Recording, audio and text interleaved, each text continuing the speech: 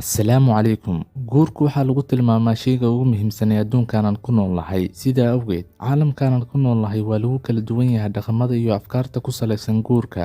Qolo walbana waxa ay leedahay dhaqamo la yaab leh. Haddaba aan kuu soo gudbiya dhaqamada ugu cajiibsan ee ku salaysan guurka. Laakiin intaan guda galin muuqaalka, haddaad nagu cusub tahay channelka, fadlan subscribe dheh, muuqaalkana like dheh, la wadaag asxaabtaada mahadsanid. Haddana aan guda galna muuqaalkeena.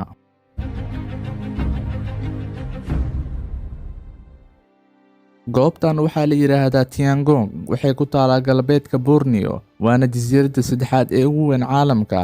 Waxaana ka mamnuuc ah arooska in ay galaan 3 maalmood musqusha. Taasina waxay sababaysaa in aysan gudan karin xaajadooda, waxayna aaminsan yihiin in caadadan ay tahay guusha arooskooda. Si go'aanka loogu dhabeeyo, arooska waxay cabayaan biyo aad u yar, waxayna ku xirayaan ilaalo adag oo qoyska ka mid ah. Dadka ku nool goobaha Amazon ee waqooyiga Ameerika, ninka arooska ah waa in uu 7 maalin ka hor soo xadaa tiro aad u badan oo ka mid ah doorooyinka ku nool deegaanka, waana inuu gowracaa kadibna uu kariyaa, kadibna uu cunaa madaxyada doorada, kadibna wuxuu lugaheeda ku tuurayaa googasha arooskiisa.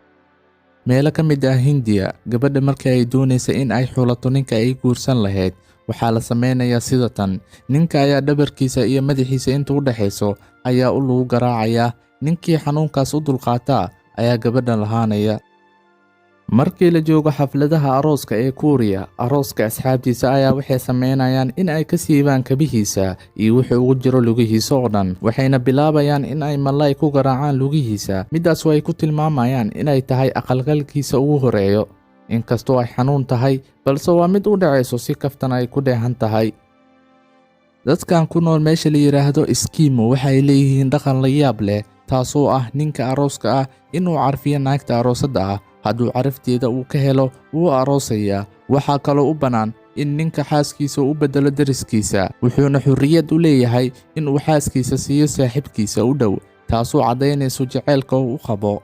Jasiiradda la yiraahdo Bali waxay leedahay caado la yaab leh, taasoo ah in ay ragga ka soo qaybgalaynin xafladda arooska, wayna iska nasanayaan sababtoo ah waxay karinayeen cuntooyinka ay cuni lahaayeen dumarka.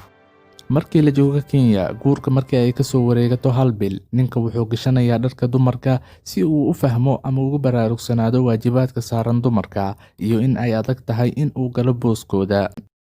Qabiilka lagu magacaabo Jobis ee ka soo jeedo Afrika, naagta aroosadda ah waxaa waajib ku ah in maalinka arooska in laga duro carabkeeda si ay u noqonin mid hadal badan oo ninkeeda uusan u furin. Qabiiladan la yiraahdo Deni, ninka si uu u caddeeyo jaceylkiisa waa in uu jaraa faraha gacantiisa, kadibna uu ka doonsiiyaa xaaskiisa. Markuu ninka dhintana waa in naagta ay jartaa faraheeda, kadibna waa in ay la joogtaa faraha si ay u caddeyso inuu yahay midka dhintay. Maalinka arooska, aroosaddu waa inay noqotaa mid aad u qurux badan, laakiin Scotland-ta arrinku sidaas wuu ka duwan yahay. Waa in naagta aroosadda ay u muuqataa qaabka ugu foolxun. Gabadha asxaabteeda ayaa waxay ku tuurayaan qashin iyo wasaq ilaa ay aroosadda ku soo baxdo qaabka ugu foolxun. Ulajeedka caadadaas xun laga leeyahay ayaa ah in haddii ay u dulqaadato arrimahaas oo dhan, micnaheedu ay tahay in ay u dulqaadan karto mas'uuliyadda guurka. Sida caadiga ah, nimanka waxay ku doortaan dumarka inay tahay mid joog leh oo qurux badan, balse markii la joogo Morocco, arrinku sidaas wuu ka duwan yahay. Naagtu waa inay ahaataa mid cayilan arooska ka hor. Haddiisan cayilnaynin, waa inay iska dhigtaa mid cayilan inta tabarteeda ah. Mar kasta oo ay sii cayishaa waa mar kasta oo ay heshaa nin wanaagsan.